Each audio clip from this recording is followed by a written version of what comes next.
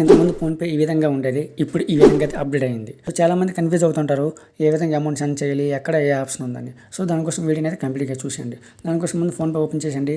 ఇక్కడ అప్పట్లోనే పైన 3 ఆప్షన్స్ కనిపిస్తాను చూడండి. 2 నెంబర్ అంటే మొబైల్ నెంబర్ సెండ్ చేస్తాం. 2 బ్యాంక్ అంటే ఏదో బ్యాంక్కి లేదంటే మన బ్యాంక్కి మనం కూడా సెండ్ చేసుకోవచ్చు. చెక్ బ్యాలెన్స్ అంటే ఎప్పటిలాగే ఇక్కడ బ్యాలెన్స్ అనేది చెక్ చేసుకోవచ్చు. అలానే ఇంకొన్ని ఆప్షన్స్ కూడా వేరే దగ్గర చేంజ్ చేశారు. మనం ఎప్పుడైనా రీఛార్జ్ చేసుకోవాలనుకుంటే ఇక్కడ రీఛార్జ్ అండ్ బిల్స్ పై క్లిక్ చేసినట్టుకుంటే మనకి రీఛార్జ్, డిటిహెచ్ అన్ని బిల్స్ కూడా ఇందులో ఉంటాయి. ఇక్కడ జస్ట్ కింద అప్డేట్ చేశారు.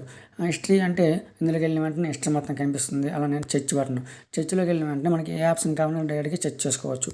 అండ్ చాలామంది యూపీఐ ఐడీస్ యూజ్ చేస్తుంటారు. యూపీఐ ఐడీస్ ఏ విధంగా యూజ్ చేయాలంటే పైన లెఫ్ట్ సైడ్ ఫ్లిక్ పై క్లిక్ చేసిన వెంటనే ఇక్కడ మీకు చూడండి క్యూఆర్ అండ్ యూపీఐ ఐడీస్ ఉంది కదా, దానిపై క్లిక్ చేయండి. దానిపై క్లిక్ చేసినటువంటి మీకు మీ అకౌంట్స్ ఉండే అన్ని UPI IDs and bar codes కనిపిస్తుంటాయి. ఎవరికైనా షేర్ చేయాలంటే షేర్ చేయొచ్చు.